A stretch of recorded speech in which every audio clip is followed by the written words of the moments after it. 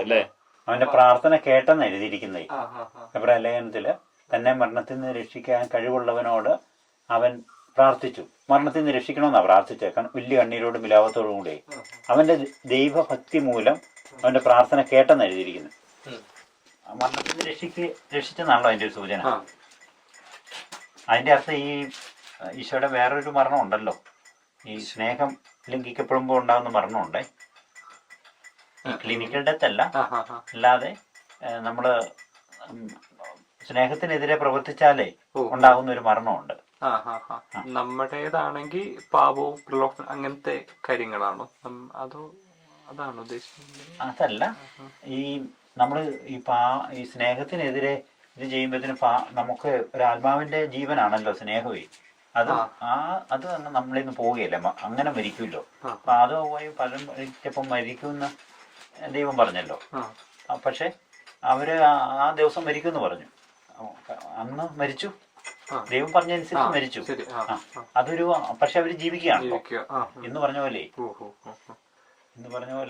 ഈശോ കുരിശിൽ മരിച്ച ആ മരണമല്ല.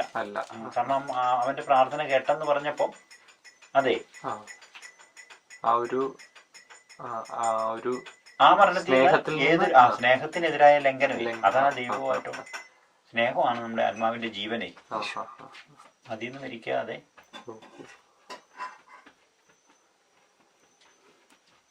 അത് നമ്മളിങ്ങനെ ജീവിച്ചു തുടങ്ങി കഴിയുമ്പോഴേ ഈ സ്നേഹത്തിനെതിരെ ഇങ്ങനെ ഒരു ഇതുണ്ടെന്നും അങ്ങനെ ഒരു മരണം ഉണ്ടെന്നും മനസ്സിലാകത്തേ. അത് വലിയ മരണമാണെന്നും പിടിക്കും. യോഹന്നാൻ പറയുന്നുണ്ട്, സ്നേഹിക്കാത്തവനെ ഇപ്പോഴും മരണത്തിൽ തന്നെ നിലനിൽക്കുന്നുണ്ട്.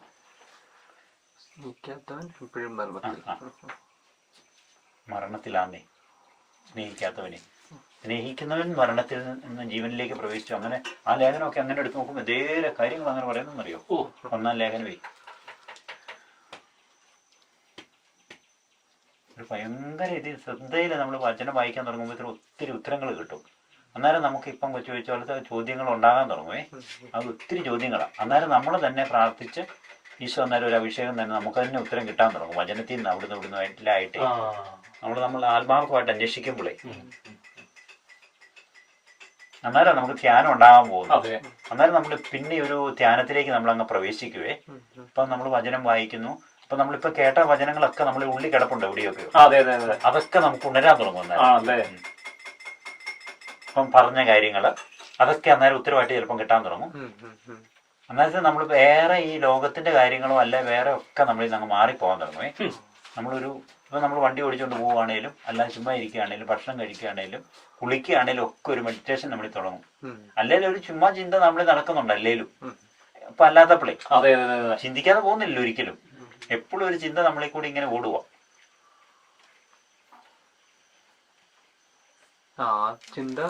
നമുക്ക് മെഡിറ്റേഷനായി മാറും. ഈശോ ദൈവികമാവും, ബിബ്ലിക്കലാവും.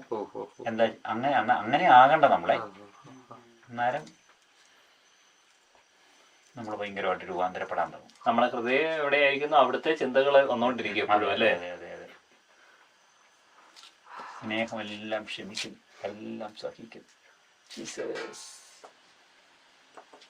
എന്നാൽ അവര് പറയായിരുന്നു ഇവരിങ്ങനെ അവര് തന്നെ ഇങ്ങനെ ഈ ഓരോന്ന് ചെയ്തിട്ടേ വീഡിയോ എടുത്തിട്ട് അവര് തന്നെ ഇങ്ങനെ ഇടുവായിരുന്നേ ഈ ഓരോരുത്തരെ ക്രിസ്ത്യാനികളെയൊക്കെ കൊല്ലുന്നതേ. അപ്പം അത് ചിലപ്പോൾ ക്രിസ്ത്യാനികളാണോ ഞാൻ അങ്ങനെ പറഞ്ഞോണ്ടേ. അപ്പൊ അതിൽ ക്രിസ്ത്യാനികൾ ഇങ്ങനെ ഭയങ്കരമായിട്ട് കാണുമല്ലോ അവിടെ ഇവിടെ എല്ലാവരും. അന്നേരം അവരിൽ വെറുപ്പുണ്ടാകാൻ അവർ ഉദ്ദേശിച്ചെന്നേ. നമ്മളില്ലേ ഇവരോട് ഭയങ്കര വെറുപ്പുണ്ടാകിയല്ലേ. ആ വെറുപ്പ് ഭയങ്കരമായിട്ട് നമ്മളെ ക്രിസ്ത്യാനിറ്റിയെ വല്ലാതെ ദുർബലമാക്കുകയും ഈ കൊന്നു തീർക്കുന്നതിനേക്കാളും നമ്മളിലെല്ലാം വെറുപ്പുണ്ടായി കഴിയുമ്പോഴത്തേനുവേ ഭയങ്കര അതൊരു ഭയങ്കര അങ്ങനെ പറയുന്നത് കേട്ടായിരുന്നു. അതൊരു അങ്ങനെ ഓടി അതൊക്കെ ആയിരിക്കും നമ്മൾ ഉദ്ദേശിക്കാത്ത രീതിയിലേ വിശ്വാസം അങ്ങനെയൊക്കെ ചെയ്യുന്നേ. കാരണം ഇത് ഏതാനും വീഡിയോ എടുത്താൽ പോരെ, എടുത്തിട്ട് അത് ഇത് കണ്ടു കഴിയുമ്പോഴത്തേനും നമുക്കിത് അങ്ങേ വെറുപ്പുണ്ടായി കഴിയുമ്പോഴത്തേനും നമ്മളിൽ നിന്ന് ദൈവികത പോവല്ലേ. അങ്ങനെ എന്തെല്ലാം ഇത് കൂട്ടും ഇതുണ്ടെന്നറിയോ ഇതിന്റെ ഇടയ്ക്ക്. ഈ ആത്മീയത ഇങ്ങനെ വിശ്വാസിന് ഇതാണല്ലോ ഭയങ്കര ഷാർപ്പാണല്ലോ അവിടെ. ഷ്രൂഡ്. അത് ശരിയാണല്ലോ. ഇപ്പോഴാണ് ഞാൻ ആലോചിച്ചത്. അങ്ങനെയൊക്കെ ക്രിസ്ത്യാനിറ്റി എന്നുള്ളതിന്റെ തന്നെ ഇത് പോവാണല്ലോ അല്ലേ? അതിന്റെ ആ ചൈതന്യം പോവില്ല മാറി. ഇന്നലെ ആ ചേട്ടൻ പറഞ്ഞ പോലെ അതും ഇതും എല്ലാം കേട്ടിട്ട് ആൾക്കാര് ഇപ്പൊ തകരുന്നോർത്ത് ആഗ്രഹപ്പെട്ടോണ്ടിരിക്കുന്നു. റോബിൻ സാർ പറഞ്ഞല്ലേ. ഈശോപ്പച്ചേ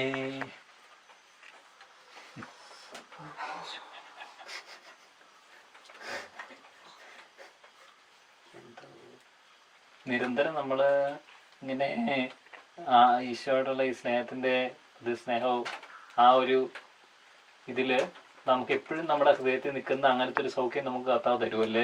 പിന്നെ തീർച്ചയായിട്ടും അത് നമ്മൾ തന്നെ സൗഖ്യമായിട്ട് വരുവാ. ഇപ്പം നമ്മളിങ്ങനെ ഈശോയോട് നമ്മൾ സ്നേഹിക്കാൻ ആഗ്രഹിക്കുമ്പോഴും കുറേ കൂടെ നമ്മളിപ്പം പിള്ളേർ ചോദിച്ച പോലെ ഈശോ അധികം സ്നേഹിക്കാൻ എങ്ങനെ പറ്റും നമ്മൾ ആലോചിക്കുമ്പോഴും ഒക്കെ ഈശോ നമ്മുടെ ഹൃദയം കാണുന്നുണ്ടല്ലോ, വേറെയുള്ളവരെ പോലെ അല്ലല്ലോ. അതെ. അപ്പൊ ആ സ്നേഹം നമ്മളിങ്ങനെ പറയുമ്പോഴത്തേനും ആ സ്നേഹം തരാനേ ഈശോ ഇങ്ങനെ കാത്തു നിൽക്കുകയല്ലേ. അപ്പൊ അത് തന്നെ ഒരു സ്നേഹമാണ്. ഇങ്ങനെ കൂടുതൽ സ്നേഹിക്കാൻ പറ്റുമെന്ന് ചോദിക്കുന്നത് തന്നെ ഉള്ളിലുള്ളതാണല്ലോ. ഒരു ചോദ്യത്തിന് ഒരു ഉത്തരം കണ്ടെത്തുവല്ല അതിന്റെ ഉദ്ദേശം. അത് തന്നെ ഒരു സ്നേഹമാണ്.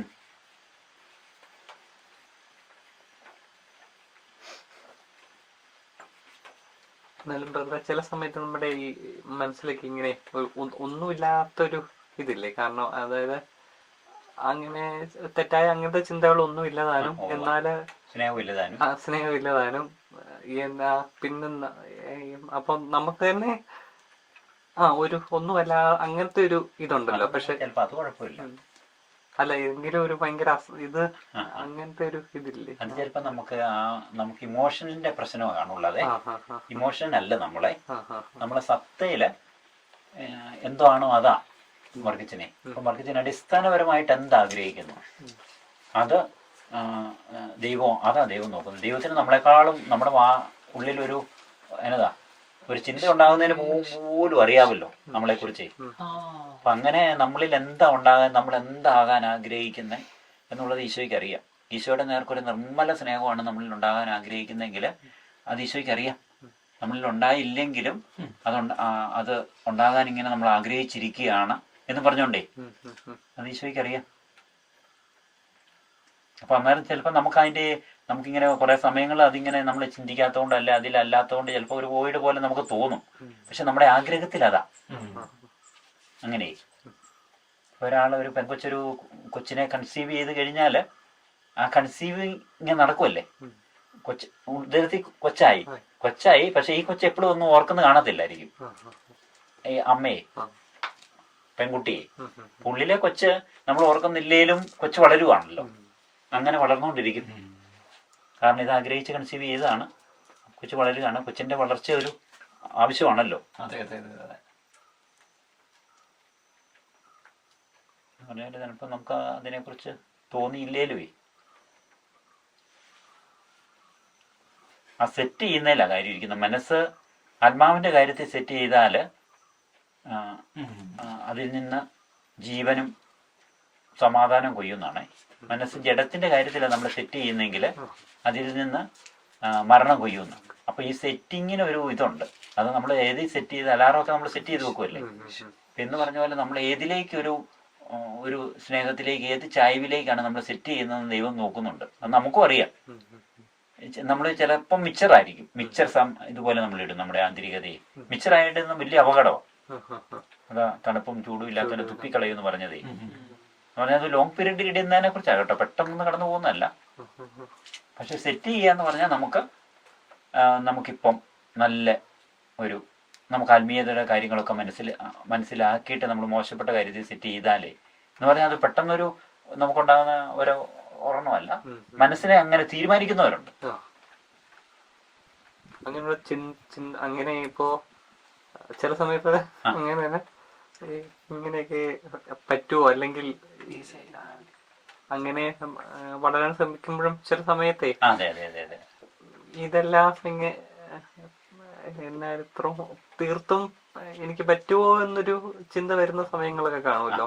അല്ലെങ്കിൽ ഇട്ടിട്ട് അങ്ങനത്തെ ആ സമയത്തും നമ്മുടെ അത് നമുക്ക് അന്നേരമൊക്കെ അതൊരു പ്രലോഭനമൊക്കെ ആയിരിക്കും. അത് നമ്മളെ അന്നേരം നമ്മൾ ഉറച്ചങ്ങ് വിശ്വസിച്ചാൽ മതി. നമ്മുടെ ഇതിലല്ല വിശ്വസിക്കേണ്ടത്, ദൈവത്തിന്റെ വാഗ്ദാനങ്ങളിലാണ് നമ്മൾ വിശ്വസിക്കേണ്ടത്. ദൈവം വചനത്തിൽ പറഞ്ഞിട്ടുണ്ടോ നമുക്ക് പറ്റും, നമ്മൾ കോപ്പറേറ്റ് ചെയ്താൽ മതി. കോപ്പറേറ്റ് ചെയ്യാതെ ദൈവം അങ്ങ് ചെയ്യുമെന്ന് പറഞ്ഞ് ചുമ്മാ നിസ്സംഗമായാൽ പറ്റത്തില്ല. നമ്മുടെ ഇപ്പോഴത്തെ ഊരനുസരിച്ച് നമുക്ക് ഒരു രീതിയിലും പറ്റിയാലും നമുക്ക് തോന്നിയാലും വചനം പ്രോമിസ് ചെയ്തിട്ടുണ്ടോ കാര്യം പറ്റും. അതാ നമ്മുടെ അനുഭവം. ഞാൻ ഇടയ്ക്കൊക്കെ ഇന്നലൊക്കെ പറയുമായിരുന്നല്ലോ, നമ്മുടെ 50 വർഷത്തെ അല്ലെങ്കിൽ അതിൽ കൂടുതലോ കുറവോ ഉള്ള അനുഭവത്തിൽ നമ്മൾ ഒരു പാവമാണെന്ന് കൂട്ടിക്കും, ആ പാവം ഉപേക്ഷിക്കാൻ നോക്കിയിട്ട് പറ്റുന്നില്ല, ആ പാവം വീണ്ടും വീണ്ടും ആവർത്തിക്കുക എന്ന് ഒരിക്കലും പറ്റിയല്ലാത്ത പോലെ നമുക്ക് തോന്നരുത് ഒരിക്കലും. കാരണം വചനം വാഗ്ദാനം ചെയ്തിട്ടുണ്ടെങ്കിൽ നമുക്ക് നമ്മുടെ ഈ ജീവിതത്തിലെ 50 വർഷത്തെ എക്സ്പീരിയൻസ് അല്ല അതിൻ്റെ എന്നതാ മാനദണ്ഡം. അത് പറ്റിയല്ലെന്നുള്ളതിൻ്റെ മാനദണ്ഡം. പറ്റൂന്നുള്ളതിൻ്റെ മാനദണ്ഡം ഈ വചനം പറഞ്ഞിട്ടുണ്ടെങ്കിൽ അത് നമുക്ക് പറ്റും. അപ്പൊ നമ്മുടെ അനുഭവത്തെ നമ്മൾ വിശ്വസിക്കരുത്. നമ്മൾ കുറേ ട്രൈ ചെയ്ത് ഇങ്ങനെ പോയിട്ട് ഒട്ടും പറ്റിയാലും നമുക്ക് തോന്നി, ആ അനുഭവത്തെ നമ്മൾ വിശ്വസിക്കരുത്, ദൈവവചനത്തെ വിശ്വസിക്കാവുള്ളൂ. അപ്പൊ നമുക്ക് ഒരു ഏതെങ്കിലും ഒരു മുഹൂർത്തത്തിൽ നമുക്ക് പറ്റുമെന്നാലും അതിലേക്ക് നമ്മൾ വരും. അത് ദൈവത്തെ വിശ്വസിക്കാൻ അങ്ങ് പോവുക. അല്ല ഇടയ്ക്ക് നമുക്ക് തോന്നുമ്പോൾ നമുക്ക് പറ്റിയാലെന്നൊക്കെ തോന്നും. നമ്മുടെ അനുഭവം അതായിരിക്കും തെളിവ്, 50 വർഷത്തെ അനുഭവം അതായിരിക്കും തെളിവ്. പക്ഷെ അതല്ല, അതിൽ നമ്മൾ വിശ്വസിക്കരുത്. ദൈവത്തിന്റെ വാഗ്ദാനങ്ങളില്ല വിശ്വസിക്കേണ്ട, വചനത്തിലെ. അത് നമ്മുടെ നല്ലൊരു ഫണ്ടമെന്റൽ ഇതാണ്. നമ്മുടെ അനുഭവത്തെ വിശ്വസിക്കരുത്. അത് അനുഭവത്തിൽ എത്ര ഇതുണ്ടായാലും അടുത്ത എല്ലാവരെയും പിടിക്കുന്ന ഒരു പ്രധാനം പിടിക്കുന്ന അതാ നമ്മുടെ അനുഭവത്തിൽ. എന്റെ അനുഭവം ഇങ്ങനെയാണ്, അതുകൊണ്ട് നീ ഇനി നോക്കിയിട്ടൊന്നും കാര്യമില്ലടാ. 50 വർഷത്തെ നീ ഒരു രക്ഷയില്ല. എന്റെ അനുഭവം ഇത് 50 വർഷത്തെ ഇത് പറ്റിയെന്നൊക്കെ പറഞ്ഞുകൊണ്ട് ആൾക്കാരങ്ങ് പറയുവേ. അല്ല നമ്മളും തോന്നും, നമ്മുടെ തന്നെ അനുഭവമായിരിക്കും. നമുക്ക് അതുപോലെ നമ്മൾ ട്രൈ ചെയ്ത് കാണും. അങ്ങനെ ഭയങ്കരമായിട്ട് ഓരോന്ന് മാറാൻ വേണ്ടി നമ്മൾ ശ്രമിച്ചു കാണും. പക്ഷെ അതൊന്നും പറഞ്ഞിട്ട് കാര്യമില്ല. ഈ തളർവാദ രോഗി 38 വർഷമായിട്ട് അവിടെ കിടക്കുകയല്ലേ. കാരണം പറ്റിയില്ല എന്നുള്ളതും ഇനി ഈ പുള്ളിയെ സംബന്ധിച്ച് നമ്മൾ നോക്കിക്കഴിയുമ്പോൾ പറ്റിയല്ലാത്ത രീതിയിലും ആവും. കാരണം ആരും എടുക്കാനില്ല. 38 വർഷം എന്ന് പറഞ്ഞാൽ പക്ഷെ രക്ഷകൻ വരും. One day he will come. അപ്പൊ ആ വർഷങ്ങളുടെ കണക്ക് നമുക്ക് പ്രശ്നമല്ല. ദൈവത്തിന് നിമിഷം മതി. എനിക്ക് സൂപ്പിടാൻ ആഗ്രഹമുണ്ട്, എഴുന്നേറ്റ് നമുക്കിടെ അവന്റെ ഒറ്റ വാക്കിൽ we will wake up, yes, get up and walk. അതൊരു വിശ്വാസമല്ലേ. കൊച്ചു നന്നായി. അതങ്ങനെ നമ്മൾ ഇട്ടോണം എപ്പോഴും ദൈവവചനത്തെ വിശ്വസിച്ച്. അത് അവസാനം ആ വിശ്വാസം ദൈവം കാണുന്നുണ്ടേ. നമ്മുടെ ജീവിതത്തിൽ പോലും അത് പൂർത്തിയാകാത്ത പോലെ നമുക്ക് തോന്നിയാലും ആഗ്രഹിക്കുന്നിടത്താണ് നമ്മളെന്നാ പറയുന്നത് ദൈവം കാണുന്നതേ. നമ്മൾ ആഗ്രഹിക്കുന്ന എന്താണോ അതാ ദൈവം കാണുന്നത്. അപ്പൊ ആഗ്രഹത്തിന്റെ പേരിൽ പോലും ദൈവം അതിനെ ഫ്രൂട്ട്ഫുൾ ആക്കാവേ. കാരണം ദൈവത്തിന് അതായത് നമുക്ക് നമ്മളിൽ തന്നെ ഒരു വിശ്വാസം ഇല്ലെങ്കിൽ പോലും വചനത്തിൽ ഇത് വിശ്വസിക്കണം. ദൈവത്തിൻ്റെതായ 1000 മാർഗങ്ങളിലൂടെ 1000 ലക്ഷം കോടിക്കണക്കിന് മാർഗങ്ങളിലൂടെ നമ്മളെ രക്ഷിക്കാനും നമ്മളെ ഇതിൽ നിന്നൊക്കെ സുഖപ്പെടുത്താനും ദൈവത്തിന് കഴിയുകയും നമ്മൾ നോക്കുന്ന ഒരു മാർക്കേ കാണത്തുള്ളൂ. അങ്ങനെ അവിടുന്ന് പല പല ഇതിലെ നമ്മളെ വന്ന് സൗഖ്യപ്പെടുത്തും. ഞാൻ ഇന്നലെ പറഞ്ഞ ബൈബിളിലെ വലിയൊരു അഷ്വറൻസ് ആണ് നമുക്ക് പൗലോസ്ലീഹ നൽകുന്നതേ. ഈശോമിശിഹാ വഴിയുള്ള ദൈവസ്നേഹത്തിൽ നിന്ന് ഒന്നിനും ആർക്കും ഒരിക്കലും സെപ്പറേറ്റ് ചെയ്യാൻ പറ്റത്തില്ല. അത് നമ്മൾ വിശ്വസിക്കണം. ഉന്നതത്തിലുള്ളതിനെ പറ്റിയല്ല, താഴെയുള്ളതിനെ പറ്റിയല്ല, വരാനിരിക്കുന്നതിനെ പറ്റിയല്ല. അങ്ങനെ എല്ലാ രീതിയിലും അത് നല്ലപോലെ നോക്കിക്കഴിഞ്ഞാൽ പൗലോസ്ലീഹ എല്ലാ രീതിയിലുമുള്ള എല്ലാ സാധ്യതകളെയും പൂർണ്ണമായിട്ട് അടച്ചാ അത് പറയുന്നത്. അപ്പൊ അത് നമ്മൾ വിശ്വസിക്കണം. നമ്മൾ ഈശോമിശിഹാ വഴിയുള്ള ദൈവസ്നേഹത്തിലാണ് നിൽക്കുന്നെങ്കിൽ അത് പേടിക്കരുത്. പിന്നെ ആരെങ്കിലും ഒന്ന് മാറ്റുമെന്നേ, ഓരോരുത്തർക്ക് മാറ്റത്തില്ല. അതാ വചനത്തിന് വലിയ അഷുറൻസ് കേട്ടോ. അതിന് തുല്യ വചനം വേറെ ഇല്ല. അങ്ങനെ പറഞ്ഞാലേ ഇത്രയും വലിയ അതാ നമ്മൾ അതിലേക്ക് പോയാൽ ഒരുത്തർക്കും നമ്മളെ മാറ്റിയല്ലെന്നുള്ള ദേ ആരവരാണ് പറയുന്നുണ്ട്. സാലസുനാണെന്ന് എനിക്ക് തോന്നുന്നു. നമുക്ക് പോലും നോക്കിയാൽ മാറ്റാൻ പറ്റത്തില്ല. അങ്ങനെ ഒരു തരം എന്ന് പറഞ്ഞിട്ട് അതൊരു വെറും നിസ്സംഗമായ ഒരു പോക്കല്ല, അത് സ്നേഹത്തിലുള്ള പോക്കാ.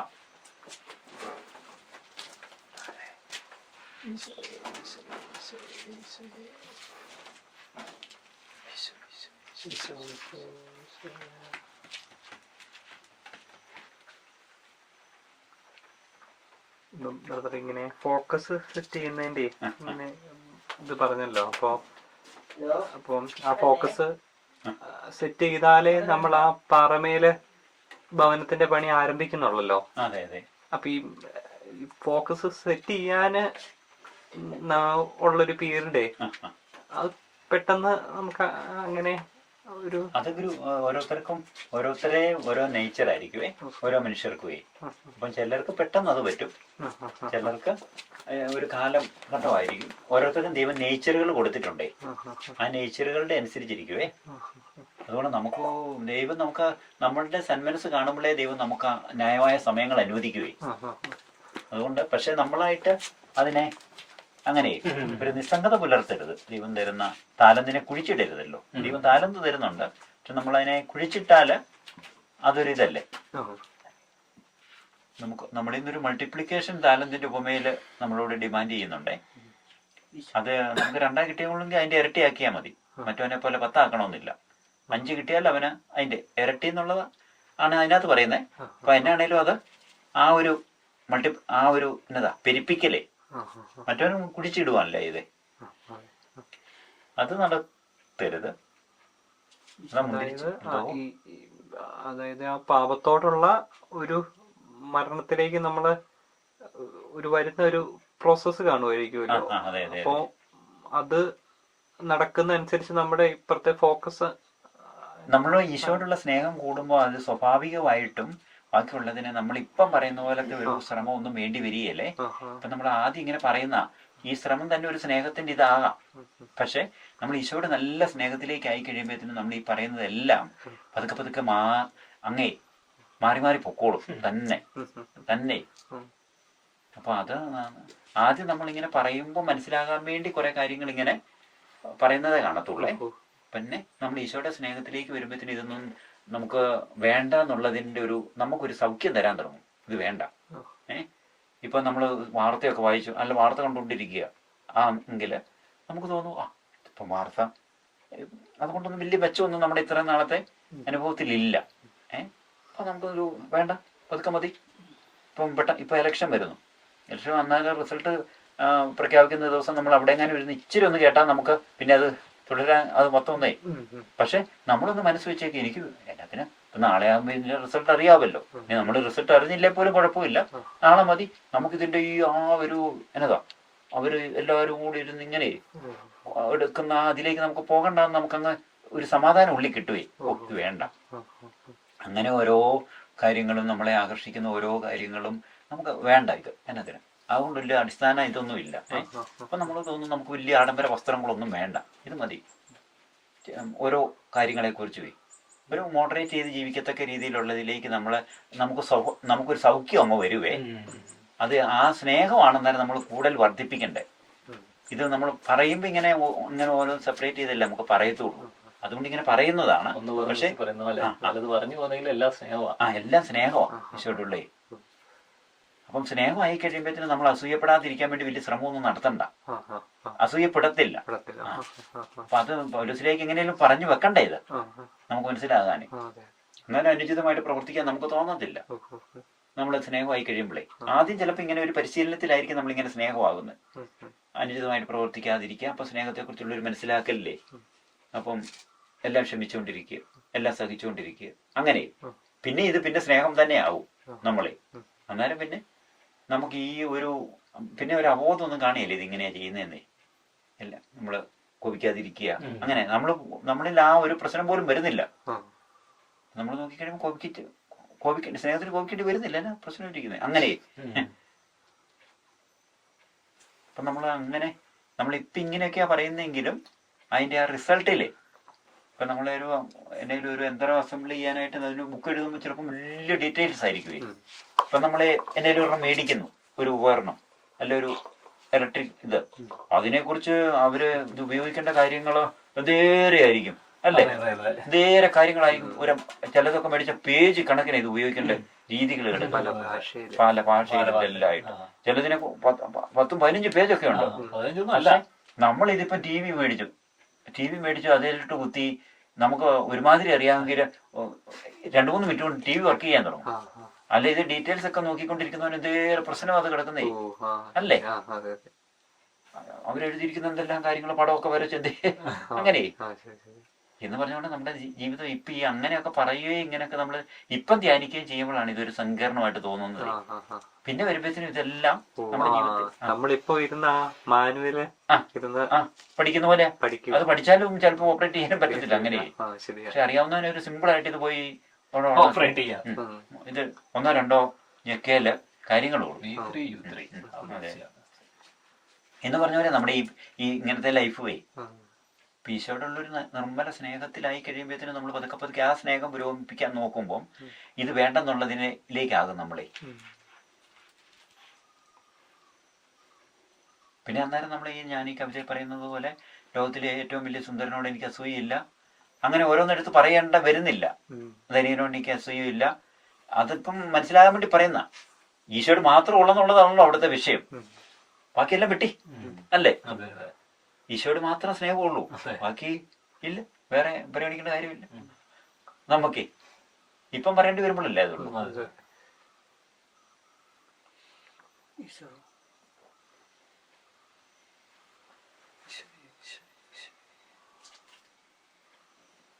നമ്മൾ പറയുന്ന വചനങ്ങളെല്ലാം ഒന്നാവും. പിന്നെ അതേ എന്നെ സ്നേഹിക്കുന്നവൻ എൻ്റെ വചനം പാലിക്കുന്നു, അത്രയും ഇതിലേക്ക് അങ്ങ് വരുവാണ്. പിന്നെ അത് സ്നേഹിക്കാത്തവൻ വചനങ്ങളിലായിട്ട് കിടക്കുവാ നിൽക്കുന്നത്. പിന്നെ അങ്ങനെയാ വചനം പറഞ്ഞ് അതിനകത്ത് നമ്മൾ വായിക്കാൻ പറയല്ല ഇടയ്ക്ക് അങ്ങനെ കിടക്കുവാ വചനങ്ങളായിട്ടേ.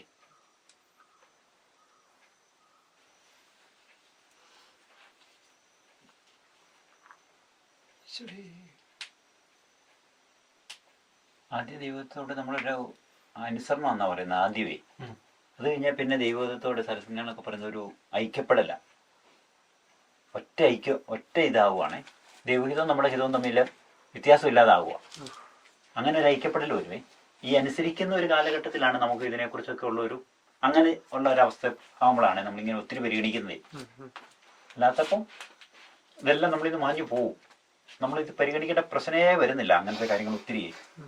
ഇപ്പൊ ഈ പൗലോസിലെ ഒത്തിരി ഞാനിപ്പോൾ ഓർക്കുമായിരുന്നു, ഇങ്ങനെ ഒത്തിരി ലിസ്റ്റുകൾ ജഡത്തിന്റെ പ്രവർത്തികൾ വരുന്നില്ലേ ഒത്തിരി ഇടത്ത് ഒത്തിരി അധ്യായങ്ങളിൽ ഇതൊക്കെയാണ് ജഡത്തിന്റെ പ്രവൃത്തികൾ എന്നും പറഞ്ഞുകൊണ്ട് പറയുന്നുണ്ട്.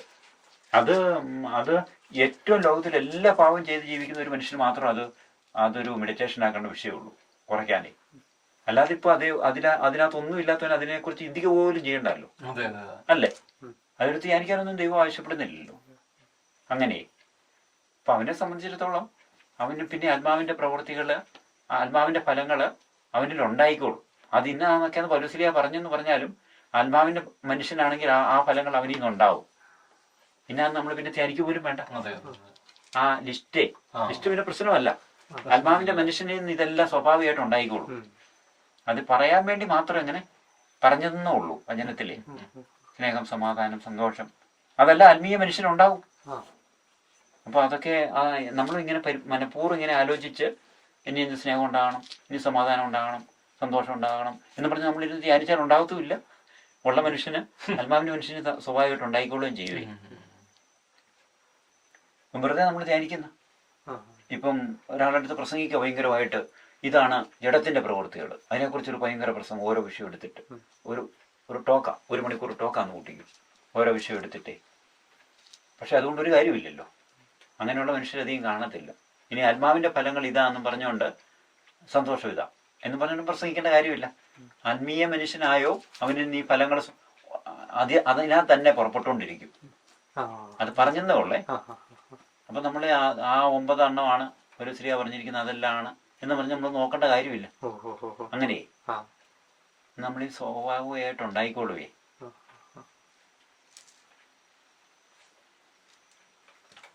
ഈ ലിസ്റ്റ് ഓഫ് സാധനങ്ങളല്ല, പിന്നെ എന്താ നെഗറ്റീവ് പറഞ്ഞിട്ടുണ്ടല്ലോ കുറെ പ്ലസിന്റെ.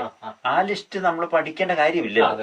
നമ്മൾ ആത്മീയ എന്ന് പറഞ്ഞ ഒരു നല്ലൊരു പ്രോഗ്രസ്സിലായ ഇച്ചിരിയൊക്കെ ഒരു ഇത് കാണുമായിരിക്കും, ഇച്ചിരി ഒരു പരിമിതിയുള്ള ഈ മനുഷ്യന് ഈ ഏറ്റവും അധംപതിച്ച അവസ്ഥയിൽ കിടക്കുന്ന ഈ മനുഷ്യനുള്ള ഈ ഫലങ്ങൾ, ഈ അവസ്ഥകളെല്ലാവേ പഠിക്കേണ്ട കാര്യമേ ഇല്ല. വചനത്തിൽ പറഞ്ഞിട്ടുണ്ടെന്ന് പറഞ്ഞുകൊണ്ടുപോയി അത് നോക്കേണ്ട കാര്യം പോലും ഇല്ല. അതുപോലെ തന്നെയാണ് ഈ ആത്മാവിന്റെ ഫലങ്ങളായ സ്നേഹവും സന്തോഷവും സമാധാനവും ഒക്കെ അതെന്നതാണെന്നോ അതെങ്ങനെയാ ഉണ്ടാകുമെന്നോ ഒന്നും നോക്കേണ്ട കാര്യം. ആത്മാവിന്റെ മനുഷ്യനായി കഴിഞ്ഞാൽ അവന് സ്വാഭാവികം ഉണ്ടാകും. അപ്പൊ നമ്മള് അതൊക്കെ ഉണ്ടാകുന്നുണ്ടോന്ന് അങ്ങനെ നോക്കേണ്ട കാര്യമില്ലേ. ആത്മീയ മനുഷ്യനായി ഇതെല്ലാം ഉണ്ടാവും. അത് ഒരുമിച്ച് ആത്മീയ മനുഷ്യൻ എന്നുള്ളതാണ് അവിടുത്തെ അവസ്ഥ. അത് നേടിയാൽ മതി. അങ്ങനെ നമ്മുടെ ഈ കാടിന്റെ കാര്യമൊക്കെ പറയുന്നതല്ലേ, കുറെ മരങ്ങളുണ്ടെങ്കിലും മൊത്തത്തിൽ പറയുന്നത്. അതെ അതെ അതെ.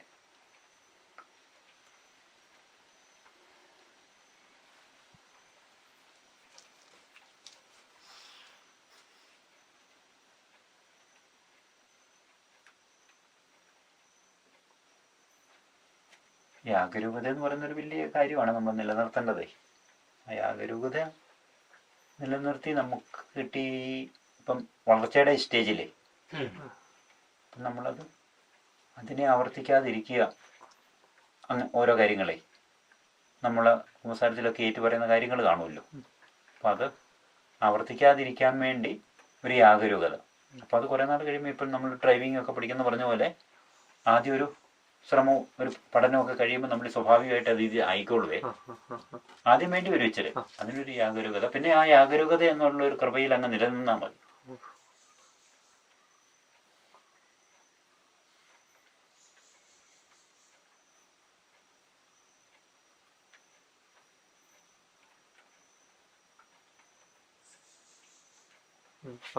പറഞ്ഞ ആ കണ്ണടക്കത്തിന്റെ കാര്യമൊക്കെ അത് ആദ്യം പിന്നെ അത് ഓട്ടോ അങ്ങനെ വരുമോ, അതോ നമ്മള് അങ്ങനത്തെ ആ ഒരു സൗഖ്യത്തിലേക്ക് വരുമ്പോൾ തന്നെ സ്വാഭാവികമായിട്ട് വരാൻ തുടങ്ങി. നമുക്ക് വേണ്ടെന്നുള്ള ഒരു അവസ്ഥ ഒരു സൗഖ്യം തരും കണ്ണിനെ. കണ്ണിന് നമുക്ക് ഈശോയോടുള്ള ആ സ്നേഹത്തില് ഇതിനൊന്നും ഒരു പിന്നെ ഇതിനോടൊക്കെ ഒരു ആകർഷണം തോന്നാതെ ആവുകയും. അപ്പൊ ആദ്യ സ്റ്റേജിലൊക്കെയാണ് നമുക്ക് ഇച്ചിരി ഇത് വരുന്നതേ.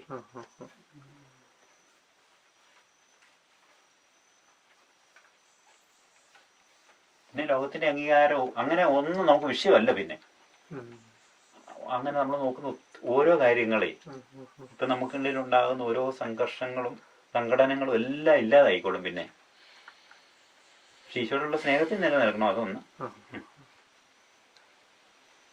ആ ഒരു കാര്യം ഉണ്ടേ ബാക്കി എല്ലാ കാര്യവും ഉണ്ട്. പിന്നെ ഈശോയെ നമ്മൾ ഈ പറഞ്ഞ പോലെ ഇന്നലെ പറഞ്ഞ പോലെ പ്രാർത്ഥിക്കുമ്പം നമ്മളിപ്പം പ്രാർത്ഥിക്കുന്ന ഒരു അന്തരീക്ഷത്തോട് പ്രാർത്ഥിക്കുന്ന പോലെ ഒരു സ്റ്റാച്യുവിനോടൊക്കെ പ്രാർത്ഥിക്കുന്ന പോലെ സ്റ്റാച്യുവിന് മുമ്പിൽ നിന്നാ പ്രാർത്ഥിക്കുന്നെങ്കിലും അത് കുറേ കൂടെ ആ വ്യക്തി ഓർമ്മിപ്പിക്കാനായിരുന്നു.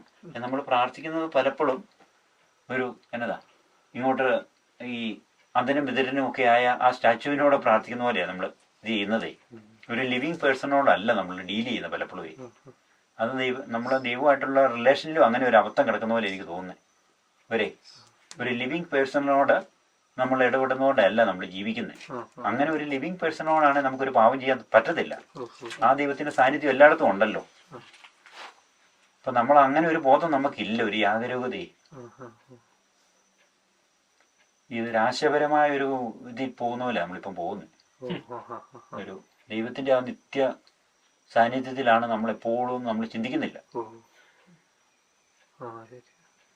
അപ്പം നമ്മൾ പ്രാർത്ഥിക്കുന്നത് അങ്ങനെ. അതുകൊണ്ട് നമ്മൾ പ്രാർത്ഥിക്കുന്നത് ഇപ്പം നമ്മൾ എല്ലാവരും കൂടെ പറഞ്ഞിട്ടുണ്ട് പ്രാർത്ഥിക്കണം, കൊന്ത ചെല്ലണം. അപ്പം നമ്മളൊന്ന് ചെല്ലിയേക്കുവോ അങ്ങനെ. മാതാവ് കേൾക്കണമെന്നോ മാതാവ് ഇതിനൊരു കേൾക്കുന്നുണ്ടെന്നോ മാതാവ് റെസ്പോണ്ട് ചെയ്യുന്നുണ്ടെന്നുള്ള ഒന്നും നമ്മൾ ചിന്തിക്കുന്നില്ല. അങ്ങനെ സ്നേഹിതാവെ വിളിച്ചു, നമ്മളത് പഠിച്ചു വെച്ചൊരു വൈകാട്ട് പ്രാർത്ഥന ചിലപ്പോൾ ഒരുമാതിരി നല്ലതായിട്ട് റിപ്പീറ്റ് ചെയ്യുമായിരിക്കും. പക്ഷെ പിതാവ് ഇത് കേൾക്കണമെന്ന് നമുക്കൊരു നിർബന്ധമില്ലാത്ത പോലെയല്ല നമ്മൾ ചെയ്യുന്നേ. അല്ല പിതാവ് കേൾക്കുന്നതായിട്ട് നമുക്ക് തോന്നുന്നുമില്ല. എവിടെയോ അന്തരീക്ഷത്തിലേക്ക് അങ്ങനെ ഓർമ്മയുണ്ട്. ഒരു റിലേഷൻ ഇല്ല. അത് എവിടെയോ അല്ലെങ്കിൽ നമ്മളൊരു എവിടെയൊക്കെ ഒരു കോളേജിലൊക്കെ ആണെങ്കിലേ അതെ അതെ ക്യാമറ ഉള്ള സ്ഥലത്തെ നമ്മള് ഇച്ചിരിയും കൂടി മര്യാദ ശ്രദ്ധിച്ചു പെരുമാറുമല്ലോ. പക്ഷെ അതൊരു ഇതിന്റെ പേരിലാണല്ലോ. അതൊരു ഭയത്തിന്റെ പിടിക്കപ്പെടും. അല്ലെങ്കിൽ മനുഷ്യര് കാണുന്നിടത്ത് അപ്പൊ ദൈവത്തിന്റെ കണ്ണിന് 10,000 ഇതുണ്ടെന്നല്ലേ പറയുന്നത്. 10,000 സൂര്യന്റെ വെളിച്ചം വന്ന ബൈബിളിൽ പറഞ്ഞിരിക്കുന്നു. ഈശോയുടെ കണ്ണ് ദൈവത്തിന്റെ കണ്ണിനെ സാന്നിധ്യത്തിൽ അങ്ങനെ നോക്കാൻ പറ്റിയാൽ തന്നെ എന്നതല്ലേ. അതെ, അന്നേരം പ്രാർത്ഥന മാറും. അന്നേരം നമ്മളങ്ങനെ ചുമ്മാ പറയുവോ? ഇപ്പൊ പരിസ്ഥിതിപിതാവ് നമ്മുടെ അടുത്തിരിക്കുന്നെങ്കിൽ എത്ര സ്നേഹപൂർവ്വമായിരിക്കും പറയുന്നത്.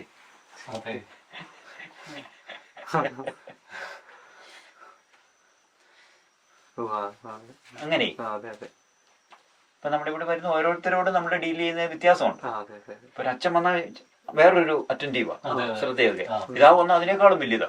അങ്ങനെ ഓ ശരിയാ. അപ്പൊ അന്നേരം ദൈവമാണെങ്കിലും അന്നേരം ദൈവത്തോട് എത്രേ ഭയഭക്തികളോടെ നമ്മൾ ആ വാക്ക് പറയുന്നത് പറയണം, സ്നേഹപൂർവ്വേ. അതാ പ്രാർത്ഥനയിൽ ആദ്യം ഉണ്ടായി വരേണ്ട അതാണേ. അത് ആ ദൈവസാന്നിധ്യത്തിലേക്ക് നമ്മളായി കഴിയുമ്പോൾ തന്നെ ദൈവം നമ്മുടെ പ്രാർത്ഥന കേൾക്കുന്നുണ്ട്, ദൈവം നമ്മളെ നോക്കുന്നുണ്ട്. ആ അന്നേരത്തിന് നമ്മൾ പിന്നെ ജീവിക്കുന്നത് ഒരു അന്തരീക്ഷ ജീവിതമല്ല, പിന്നെ ജീവിക്കുന്നത് ദൈവത്തിന്റെ കൂടത്തിലും ഇതിലുമാണല്ലോ. അന്നേരം നമ്മളെല്ലാം മാറ്റം വരാൻ തുടങ്ങും. എന്നാലും ആദ്യം തന്നെ നമ്മുടെ പ്രാർത്ഥനയെ മാറ്റം വരും. പ്രാർത്ഥന ഒരു ചുമ്മാ അതരായി ആയാമോ അല്ലെന്നാകാൻ തുടങ്ങുമേ. അത് ഭയങ്കര ഓർമ്മമാവും. ദൈവജനത്തോട് നമുക്ക് സ്നേഹം ദൈവം പറഞ്ഞതാണല്ലോ. അത് ദൈവത്തിന്റെ വാ തുറന്ന് തന്നെ പറഞ്ഞ കാര്യങ്ങളല്ലേ. മലയിലെ പ്രസംഗത്തിൽ അങ്ങനെയാ പറഞ്ഞു. അവരുടെ തിരുന്നു, എന്നിട്ട് open his mouth and said എന്നാ പറയും. ദൈവം വാ തുറന്ന് പറഞ്ഞെന്നാ പറഞ്ഞു. വേറെ ഭാഗത്തും ഉണ്ട്, അതുകൊണ്ട് അതങ്ങനെ.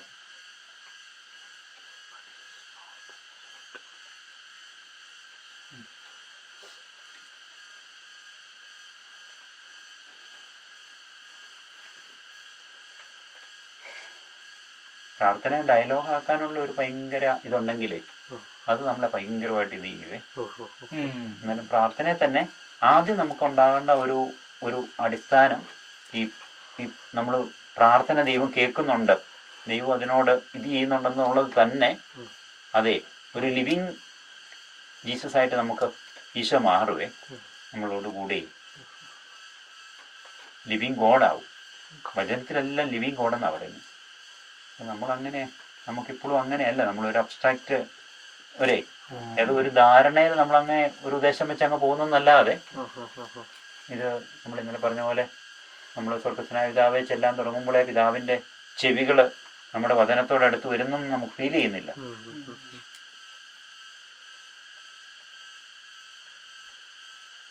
നമ്മുടെ വീട്ടിലെ അമ്മമാര്, സ്നേഹമുള്ള അമ്മമാരെ അമ്മേന്ന് വിളിക്കുമ്പം, നമ്മൾ സ്നേഹപൂർവ്വം വിളിക്കുമ്പം അവരതിനൊത്ത രീതിയിലല്ലേ ഒരു മറുപടി, വലിയ വാത്സല്യപൂർവ്വേ എന്നാ കൊച്ചേ എന്നുള്ള രീതിയിലേ നല്ല സ്നേഹപൂർവ്വം അത്രേ ഒരു എന്നതാ ഇതിലായിരിക്കും സ്നേഹപൂർവ്വം വിളിക്കുമ്പോഴേ. അപ്പൊ അങ്ങനെയാണ് നമ്മുടെ അമ്മയെ നമ്മള് വിളിക്കുമ്പോ എന്തേലും ഒരു ഇതായിരിക്കും അമ്മ നമ്മളോട് ഇത് ചെയ്യുന്നതേ, മാതാവേ.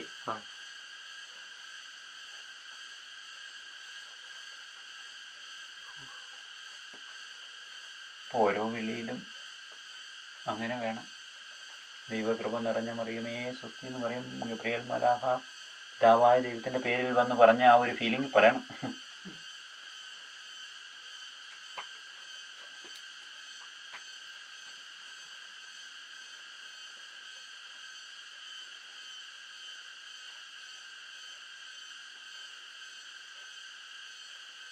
പ്രാർത്ഥനയെ കുറിച്ച് പറയുമ്പോൾ, ജമാലയെ കുറിച്ച് എല്ലാം പറയുമ്പോഴും അങ്ങനെയാ പറയുന്നത്. നല്ല പ്രാർത്ഥന ശ്രദ്ധയോടുകൂടി വ്യക്തതയോടും കൂടെ ചെല്ലണമെന്നാണ് പറയുന്നത്. അതാ ഒരു അങ്ങനെ തന്നെ. അല്ല നമ്മൾ ചെല്ലി നമ്പർ തയ്ക്കുന്ന ഒരു ഇതാകരുത് ഒരിക്കലും. നമ്മൾ ആദ്യം പരിശീലിക്കേണ്ടത് തന്നെ അതാ. ചെരുപ്പൊന്നും ചെല്ലിക്കൊണ്ട് പോകുന്നുണ്ടേ തന്നെ അതിൻ്റെ കുറേശ്ശെ ഒന്നേ ഞങ്ങളുടെ പിതാവ്. എന്നാലും നമ്മളൊന്ന് ഓർക്കണം, ഇത് ചെല്ലുന്നതിന് മുമ്പേ പിതാവ് വരുന്നുണ്ട് ചെവിയായിട്ട്. അങ്ങനെ നമ്മൾ ചെല്ലുമ്പോൾ തന്നെ നമുക്കൊരിതാവേ. അത് കുറച്ച് നാൾ അങ്ങ് പരിശീലിച്ച് കഴിയുമ്പോൾ ഭയങ്കര പിന്നെ ആ ഒരു ഭയങ്കര റിലേഷനാവും. പിന്നെ നമ്മുടെ ഇരിപ്പും കിടപ്പും എടുപ്പും നടപ്പും എല്ലാം അങ്ങനെ ഒരെണ്ണം ആവുകയും. നമ്മുടെ ദൈവത്തിന്റെ മക്കളുമാണല്ലോ, അപ്പൊ ആ കുലീനത്തെ പുലർത്തണ്ടേ. ഈ ആ ഒരു ഡയലോഗ് ഒരു അങ്ങനത്തെ വരുമ്പോ തന്നെ എപ്പോഴും നമുക്കൊരു നമ്മുടെ ഒറ്റയ്ക്ക് അങ്ങനത്തെ ഒരു ഫീല് ഉണ്ടല്ലോ നമ്മുടെ കൂട്ടത്തിലുണ്ടേ. നമ്മളിത് ചെയ്യാഞ്ഞിട്ടാ. നമ്മുടെ ഹൃദയത്തിൽ ദൈവം വസിക്കുവാണല്ലോ. നമ്മൾ തന്നെ ഈശോയുടെ ഭൗതിക ശരീരത്തിൽ അംഗമാണ്. അങ്ങനെ ഒന്നുണ്ട്. പിന്നെ നമ്മളിൽ പൂർണ്ണമായിട്ടും ദൈവ സാന്നിധ്യം ഉണ്ടല്ലോ.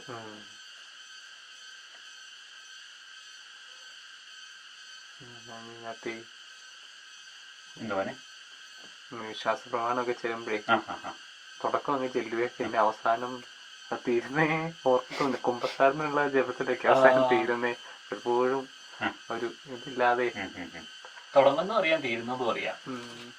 പിന്നെ ചെല്ലി കഴിയുമ്പോ മുഴുവൻ ചെല്ലിയോ എന്നുള്ള ഡൗട്ടും അങ്ങനെയൊക്കെ ആലോചിച്ചിരിക്കുന്നു.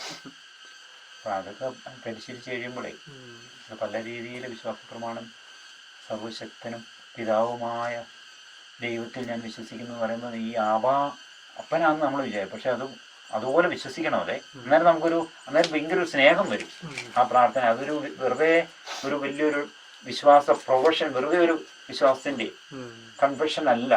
ഇത് ഭയങ്കരമായിട്ട് നമ്മളെ ഈ സ്വർഗസ്വനായ പിതാവേ എന്നതുപോലെ തന്നെ നമുക്ക് ഞങ്ങളുടെ സർവശക്തനും പിതാവുമായ ആബായെ എന്നാലും ഓർക്കുകയും അല്ലാത്തപ്പോൾ നമ്മൾ വലിയ സർവശക്തനും പിതാവുമായ ഒരു വലിയൊരു ഐഡിയോളജിയിലാണ് നമ്മൾ നിൽക്കുന്ന നേരം. അങ്ങനെയൊക്കെ ഒരവസ്ഥയാണ് തോന്നുന്നത്.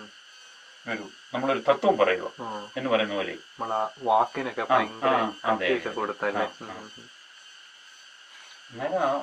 അന്നേരം ഒരു സ്നേഹം തോന്നുന്നു. അന്നേരം നമ്മളിൽ ഒരു സ്നേഹം ഉത്പാദിപ്പിക്കപ്പെടുന്ന പോലെ ആ പിതാവും കൂടെ ആണെന്ന് പറയുമ്പോഴത്തേനും നമുക്ക് പെട്ടെന്ന് ഫീൽ ചെയ്യുവേ. അത് കഴിഞ്ഞിട്ട് പിന്നെ അവിടുത്തെ ഏകപുത്രനെ ഞാൻ കർത്താവുമായി ഈശോമിശിഹായിൽ ഞാൻ വിശ്വസിക്കുന്നു പറയുമ്പോഴത്തേനും നമുക്ക് ഭയങ്കര ഈശോയോടും നമ്മുടെ ഒരു സഹോദരനോടെന്നുള്ളതുപോലെ ഒരു സ്നേഹത്തിലേക്ക് നമ്മൾ പെട്ടെന്ന് അങ്ങ് ഇത് ചെയ്യുകയും. അല്ലാതെ അത് ഭയങ്കര ഒരു വിശ്വാസത്തിന്റെ ഒരു പ്രമാണത്തിന്റെ ഒരു വെറുതെ ഒരു ഇതല്ലല്ലോ അത്. പിന്നെ അങ്ങ് വരുമല്ലേ പിന്നെ ഈ പുത്രൻ പരിശുദ്ധാത്മാവിനാൽ ഗർഭസ്ഥനായി കന്യകാമറിയത്തിൽ നിന്ന് പിറന്നു. അപ്പത്തിന് മാതാവ് എല്ലാവേ മാതാവിനെ കന്യാമറിയത്തിൽ നിന്നൊക്കെ പറയുമ്പോഴത്തേക്കും നമുക്ക് ഇച്ചിരി വാത്സല്യപൂർവ്വം പറയണോ അതെ. പരിശുദ്ധാത്മാവിനാലും ഗർഭസ്ഥനായി. പിന്നെ അതെല്ലാം വലിയ ദൈവത്തിന്റെ സ്നേഹത്തിന്റെ രഹസ്യങ്ങളാണ്. ഈ പുത്രൻ നമുക്ക് വേണ്ടി ഇറങ്ങി വന്നതിന്റെ ഇതാ അതിനകത്ത് അവിടെ ആയിട്ട് പറയുന്നില്ലേലുവേ. ഈ പുത്രൻ നമുക്ക് വേണ്ടി. അപ്പൊ അങ്ങനെ ചെല്ലുമ്പോഴത്തിനും നമുക്കത് ഓരോന്നും ഇങ്ങനെ രാവിലെ വരച്ച് വെച്ചിരിക്കുന്നു. പിന്നെ വീണ്ടും വരുന്നു.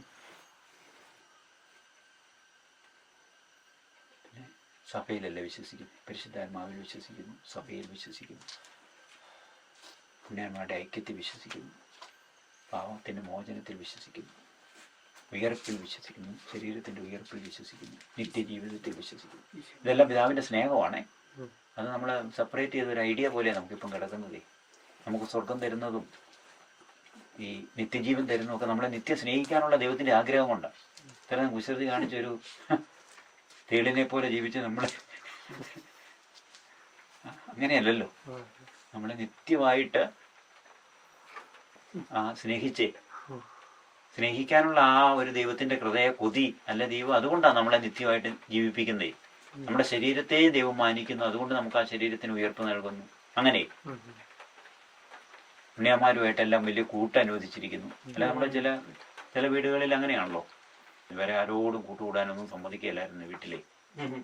അപ്പൊ അങ്ങനെ അത് നമുക്ക് വീടുകളിൽ പോലും അനുവദിക്കുന്നില്ലായിരുന്നല്ലോ. പ്രത്യേകിച്ച് പെൺകുട്ടികൾക്കും അങ്ങനെ പലർക്കും ഇല്ല. അങ്ങനെ വലിയ കുലീന കുടുംബങ്ങളിലൊക്കെ അങ്ങനെ പുറത്തേ. പക്ഷെ ദൈവം നമുക്ക് ഇവരുമായിട്ടെല്ലാം പുണ്യന്മാരുടെ ഐക്യം തരുമല്ലേ. ഓരോരോ കൂട്ടുകൂടാനുമേ മലാഹമാരും ഒക്കെ ആയിട്ടേ. അതെല്ലാം സ്നേഹമാണ്. ദൈവത്തിന്റെ ആ വിശ്വസിച്ച് നമ്മളെ അങ്ങോട്ട് അനുവദിക്കുക. ഇതെല്ലാം അതെല്ലാം വിശ്വാസ പ്രമാണത്തിൽ നമ്മൾ പറഞ്ഞുകൊണ്ടിരിക്കും. അതൊരു വലിയ സ്നേഹത്തിന്റെ നമ്മുടെ സ്നേഹമായിട്ടാണ് അത് ചെല്ലേണ്ടത്. നമ്മൾ ശരിക്കും അല്ല ഒരു ഫീലും ചെയ്യുന്നില്ല. സർവശക്തനും പിതാവുമായ ദൈവത്തിൽ ഞാൻ വിശ്വസിക്കുന്നു.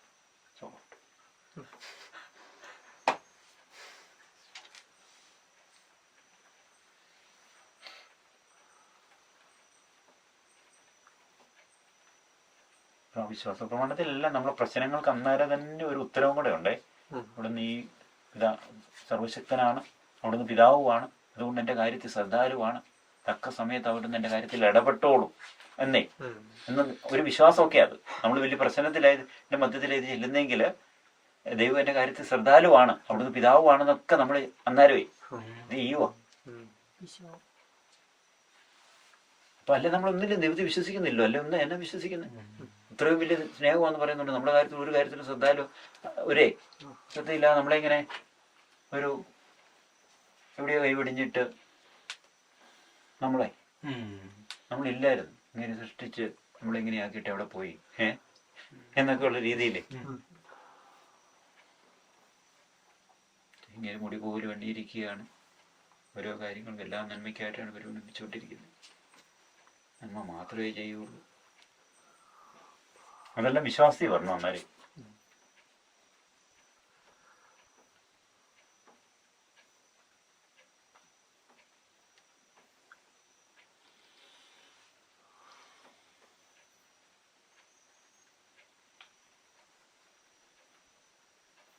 നമ്മൾ പിന്നെ നമ്മുടെ തിന്മയുടെ കാര്യങ്ങളിലെല്ലാം നമ്മൾ വെറുത്ത് ഉപേക്ഷിക്കാൻ തുടങ്ങും. നമ്മുടെ ആഗ്രഹം തന്നെ ഈ ഒരു കാലത്ത് നമ്മുടെ ഉള്ളിൽ ഇങ്ങനത്തെ മോശപ്പെട്ട അവസരങ്ങളും ഇതൊക്കെ നമ്മൾ ആഗ്രഹിക്കുകയായിരുന്നെങ്കിൽ ഇനി അതുണ്ടാകരുതേ എന്ന് നമ്മുടെ ഉള്ളിൽ ആഗ്രഹിക്കാൻ തുടങ്ങും. ദൈവമേ എനിക്ക് പറ്റുന്നില്ല, എന്നാൽ പോലും ഇങ്ങനെ ഒരു സാഹചര്യം വരാതിരുന്നില്ലെങ്കിലേ നമ്മൾ അങ്ങനെ ആഗ്രഹിക്കുന്നൊക്കെ ദൈവത്തിന് കാണാവേ. നമ്മൾ പ്രാർത്ഥിക്കുക, നമ്മുടെ നമ്മുടെ നമ്മുടെ ശുദ്ധതയ്ക്ക് എന്തെങ്കിലും ഒരു ഏതെങ്കിലും രീതിയിൽ ഒരു പരിക്കുപറ്റുന്ന രീതിയിൽ ഒരാൾക്കാര് ഇവിടെ വരാതിരിക്കണേ എന്ന് നമ്മൾ ആഗ്രഹിക്കുവോ?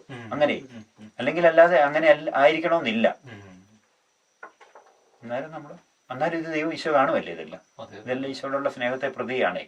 നമ്മുടെ യാത്രകളില് നമ്മൾ പാസീവായിട്ട് പോലും നമ്മൾക്കൊരു ഒരു മോശപ്പെട്ട അനുഭവം ഉണ്ടാകാതിരിക്കാൻ, ഒരു മോശപ്പെട്ട കാഴ്ച നമ്മുടെ കണ്ണിപ്പെടാതിരിക്കാനേ അങ്ങനെ നമ്മൾ ആഗ്രഹിക്കാൻ തുടങ്ങും അന്നേരം.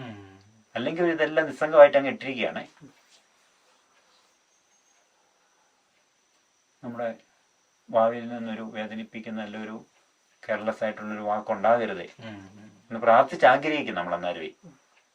അല്ലാതെ വരുന്ന പോലെ അങ്ങ് സംഭവിച്ചു പോകട്ടെ, എങ്ങനെ കലാശിക്കും എന്നുള്ള രീതിയിൽ നമ്മളും നമ്മളെ തന്നെ നോക്കിപ്പോയാൽ അത് വേറൊരു പോക്കാണല്ലോ. ദൈവം എങ്ങനെയും ജീവിച്ച പോരാ. നമ്മൾ അത് പ്രാർത്ഥനയുടെ പറഞ്ഞ ഞാൻ ഇവിടെ അത് എഴുതിയിട്ടുണ്ട്. ഇങ്ങനെ ദൈവം ആഗ്രഹിക്കുന്നത് പോലെ നമ്മൾ ജീവിക്കാൻ വേണ്ടി എല്ലാ ഊർജ്ജം കൊടുക്കണം ദൈവഹിതം അനുസരിച്ച്. അല്ലാതെ എങ്ങനെയും ജീവിച്ചങ്ങോ അത് എങ്ങനെയും ജീവിക്കുന്നത് ദൈവഹിതമാണെന്ന് നമ്മൾ വ്യാഖ്യാനിച്ചങ്ങ് പോകാൻ പാടില്ല. ദൈവഹിതം പോലെ നമുക്ക് ദൈവഹിതം വെളിപ്പെടുത്തിയിട്ടുണ്ട് വചനത്തിലൂടെയും മനസാക്ഷിയിലും ഒക്കെ അതറിയും. അത് അങ്ങനെ ജീവിക്കാൻ വേണ്ടി നമ്മുടെ മുഴുവൻ ഊരും കൊടുക്കാന്നുള്ളതാണ്. അല്ലെ നമുക്ക് സംഭവിക്കുന്ന നമ്മുടെ ഉഴപ്പുകളിലും നമുക്ക് സംഭവിക്കുന്ന എല്ലാം ദൈവഹിതം എന്ന് പറഞ്ഞോണ്ടേ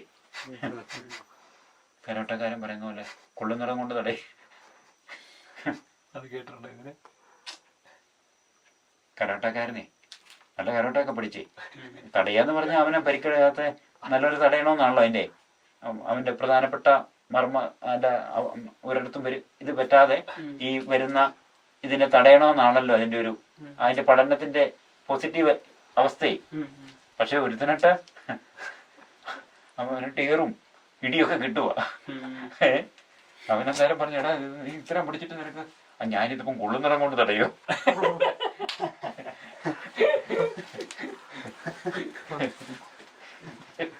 എന്ന് പറഞ്ഞ എല്ലാ കുശൃതിയും കാണിച്ചിട്ട് വരുന്ന എല്ലാം ദൈവഹിതമാണെന്ന് പറയും.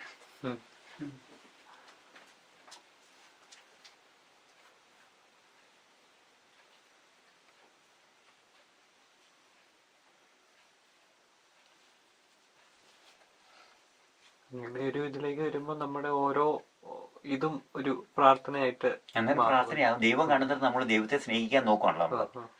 ദൈവത്തിന്റെ സ്നേഹമല്ലേ.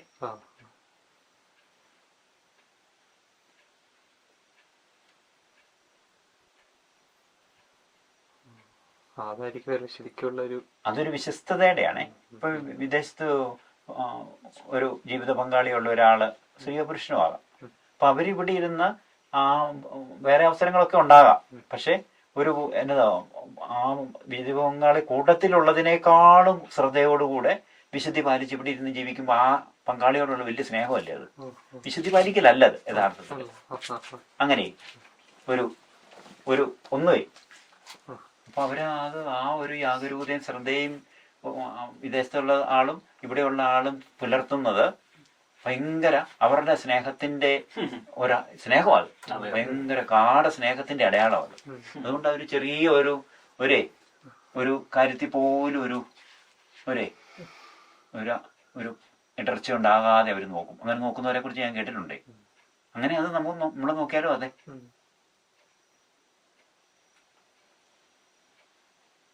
അപ്പൊ നമ്മുടെ ഈശോയെ വേദനിപ്പിക്കുന്നത് അല്ലെ ഈശോയ്ക്ക് ഇഷ്ടമില്ലാത്തതൊന്നും നമ്മൾ ആഗ്രഹിക്കാതെ പരിഗണിക്കാതെ ഒക്കെ നമ്മൾ അന്നേരം പോവുകയെ ഈ ആഗ്രഹിക്കുന്നൊക്കെ പ്രശ്നമാണ്. ആഗ്രഹിച്ച് തിന്മയിലേക്ക് വന്നില്ലേ പോലും ആഗ്രഹിച്ചാലും പ്രശ്നമാണല്ലോ. ആഗ്രഹിച്ചാലും കാരണം അത് ഈശോയ്ക്ക് അറിയാം. ഈശോയ്ക്ക് അറിയുന്നതല്ല, നമുക്കും അറിയാം. എന്തേലും ഒരു ആഗ്രഹിച്ച് കഴിയുമ്പോൾ ഇതൊരു പന്തികേടായില്ലോ അങ്ങനെ. ആ നിർമ്മല സ്നേഹത്തെ ഒരിക്കലും എന്നതാ ഒരു ഇത് വരുത്താതെ നമ്മൾ ചെയ്യുന്ന എല്ലാ സ്നേഹവും എല്ലാ സ്നേഹമായിട്ടാണ് ട്രാൻസ്ലേറ്റ് ചെയ്ത് ദൈവത്തിലേക്ക് ചെല്ലുന്നത്.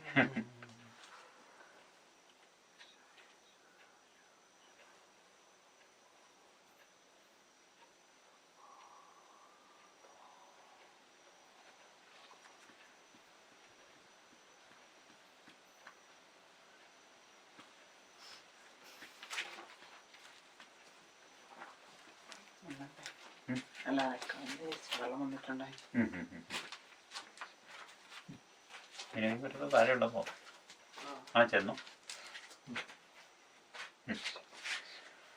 എന്റെ ഈശോപ്പാ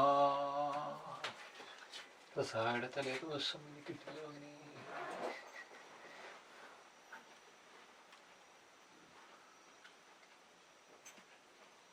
ഈശോയെ ഈശോയെ ഈശോയെ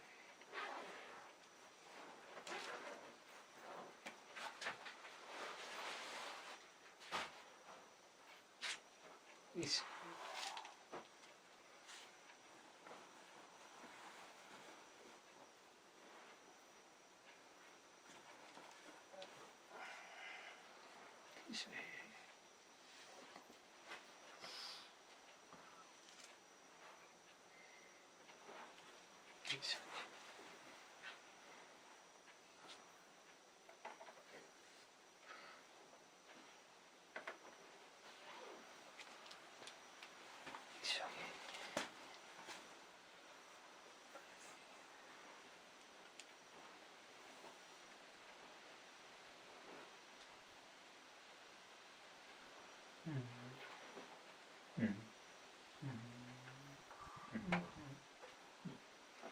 ഓരോന്ന് സ്നേഹമാണ് കൃഷ്ണമോൻ. എന്നാലുമേ നമ്മളിപ്പോൾ ഇവര് എന്നോട് പലരും ഇല്ലേലും ഷെയർ ചെയ്തിട്ടുണ്ട് ഇങ്ങനെ.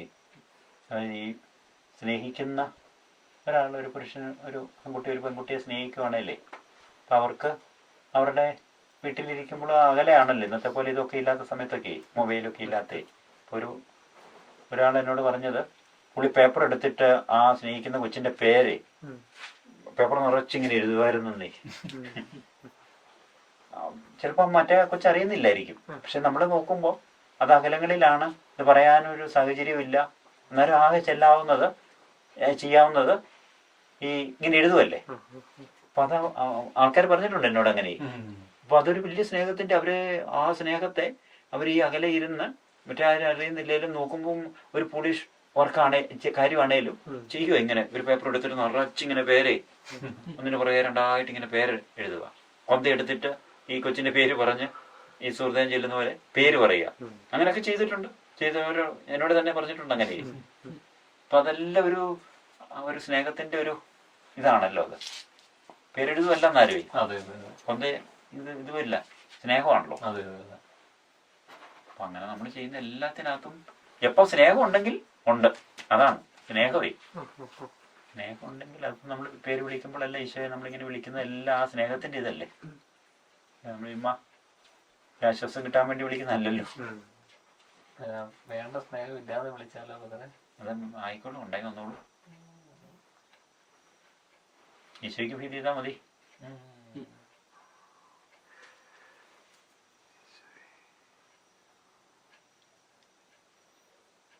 നമുക്ക് തോന്നണമെന്നല്ലേ. ഇത് ദൈവസ്നേഹത്തിന്റെ കാര്യം ഇമോഷണലല്ല കിടക്കുന്നതേ. അതുകൊണ്ട് നമുക്ക് ആ ഒരു ക്വാളിറ്റി നിലനിർത്തണമെന്നില്ല.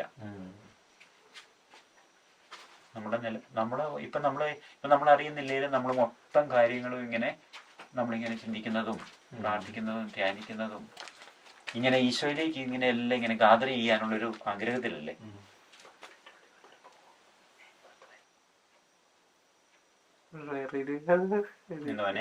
ഇതേ ഇങ്ങനെ അത് വീട്ടില് ഇതല്ല, ഇങ്ങനെ ചുമ്മാ ഒരു ലോക്കൽ ക്വസ്റ്റ്യനാ.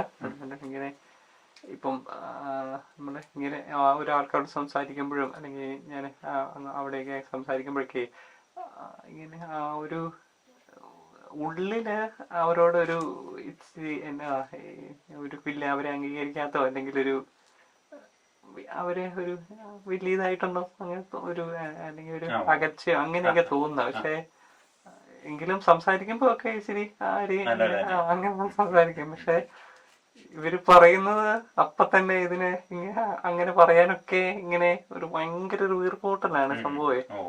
പക്ഷെ ചുമ്മാ ഒരു അഭിനയിച്ച് അങ്ങനെ അവരുടെ മുമ്പിൽ ഒരു ഇല്ലാത്തൊരു സ്നേഹം പ്രകടിപ്പിക്കുന്ന പോലെ ഭയങ്കര അതപ്പോ അത് നമുക്ക് അവരും നമ്മുടെ പരിശുദ്ധാത്മാവിനെ നിറയാൻ പ്രാർത്ഥിച്ചാൽ മതിയേ.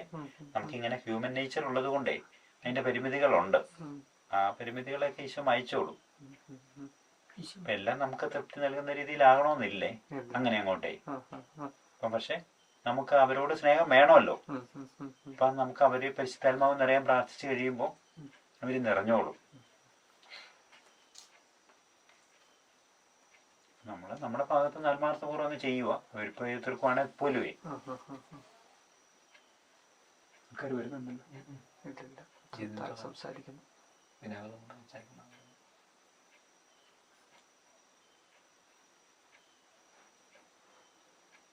നമ്മൾ പറ്റിയല്ലാത്ത ഈശോയോട് പറഞ്ഞാൽ മതി. ഈശോയോട് ഇങ്ങനെ പറയാം. അത് കഴിഞ്ഞിട്ട് അങ്ങനെ നമുക്കറിയത്തില്ല എങ്ങനെ തുടരുന്നതെന്ന്. ഈശോ നമുക്ക് സൗഖ്യം തരുന്ന നമുക്കെല്ലാം ഒന്നും പറയത്തില്ല. അങ്ങനെ ചിലപ്പോൾ ചിലരുമായിട്ട് ഇച്ചിരി അകലമൊക്കെ സൂക്ഷിക്കേണ്ടതൊക്കെ കാണുമായിരിക്കും. അപ്പൊ അതൊക്കെ ചിലപ്പോൾ നമുക്ക് എല്ലാവരോടും നമുക്ക് ഉൾക്കൊള്ളാൻ പറ്റാത്ത അവസ്ഥയൊക്കെ ചില മനുഷ്യർക്ക് കാണുമായിരിക്കുമേ. അതിനോട് നമ്മൾ അങ്ങനെ ഇത് ചെയ്യണ്ട. കൃത്യം പെർഫെക്ഷൻ ഒന്നും പറ്റുകയല്ലേ അങ്ങനെ നമുക്ക് നോക്കുമ്പോഴേ.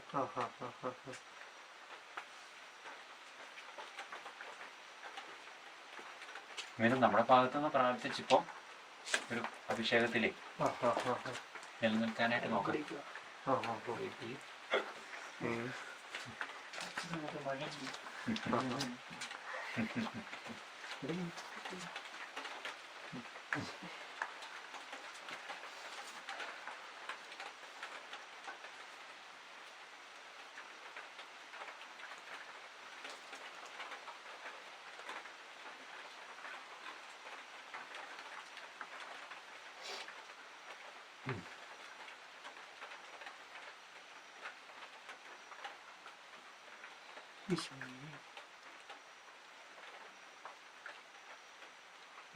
അന്ന് ഇന്നലെ എഴുതിയതിന്റെ കൂട്ടത്തിൽ ഇങ്ങനെ നമ്മള് എന്ത് പറഞ്ഞില്ല ഇങ്ങനെ കഴിഞ്ഞ സ്ഥലം നമ്മുടെ ഈ ഡയറക്റ്റ് ഈശോ നമ്മള് പറഞ്ഞ് അതായത് ഒരു വ്യാഖ്യാനം വേണ്ടാത്ത വചനങ്ങളുണ്ടല്ലോ.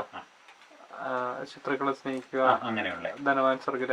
അപ്പോ അങ്ങനത്തെ വല്ലതും അങ്ങനെ ഇത് അങ്ങനെ വല്ലതും ചെയ്തായിരുന്നു? അതോ സുവിശേഷത്തില് ഒത്തിരി ഉണ്ട്.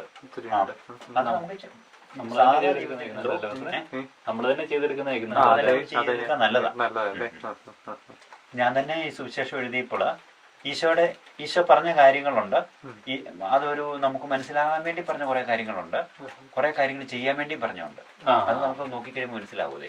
ഒരു ഇൻഫർമേറ്റീവ് ആയിട്ടുള്ള കുറെ കാര്യങ്ങളുണ്ട്, നമുക്ക് ചെയ്യേണ്ട പ്രവർത്തിക്കേണ്ട കുറെ കാര്യങ്ങളും ഉണ്ട്. അത് ഒത്തിരി ഉണ്ട്. അത് വേർതിരിച്ചിങ്ങ് എഴുതിയെടുത്താല് നമുക്ക് പ്രവർത്തിക്കേണ്ട ഒന്നും അല്ല, 100 കണക്കിനാണേ. അതിനകത്ത് പെടുന്ന ഈ നാളെക്കുറിച്ച് ആകലപ്പെടണ്ട, ആ മലയിലെ പ്രസംഗം മുഴുവൻ അങ്ങനത്തെ ശുദ്ധതയും കണ്ണുകൾ നല്ലതാണെങ്കിൽ അത് അപ്പം കണ്ണിന്റെ പരിശുദ്ധി നമ്മൾ സൂക്ഷിക്കാനാണല്ലോ മലയിലെ പ്രസംഗം മൊത്തം. അതെ അതെന്തേലും ഉണ്ടെന്നറിയോ? വലത് കൈ കൊണ്ട് കൊടുക്കുമ്പോൾ ഇടത് കൈ എറിയരുത്. അതൊക്കെ പ്രാർത്ഥിച്ചാൽ മതി. എങ്ങനെയാണെന്നത് നമ്മൾ വ്യാഖ്യാനിക്കാതെ പോകണ്ട, നമ്മൾ അങ്ങനെ അങ്ങ് കൊടുത്താൽ മതി. രഹസ്യത്തിൽ പ്രാർത്ഥിക്കാം. അവർ ഫാദർ ഇൻ സീക്രട്ട് എന്ന് അവർ ഫാദർ എന്ന് പറഞ്ഞ പോലെ മലയാളത്തിൽ അത് അങ്ങനെ വ്യക്തമല്ലേ. അവർ ഫാദർ ഇൻ സീക്രട്ട് അങ്ങനെ ആയിരിക്കുന്ന പിതാവ് കാണുന്ന ആ രഹസ്യം ചെയ്യാനും പറഞ്ഞുകൊണ്ട് ആവർത്തിച്ചാ പറയുന്നത്. ദാനധർമ്മവും പ്രാർത്ഥനയും ഉപവാസവും ഒക്കെ.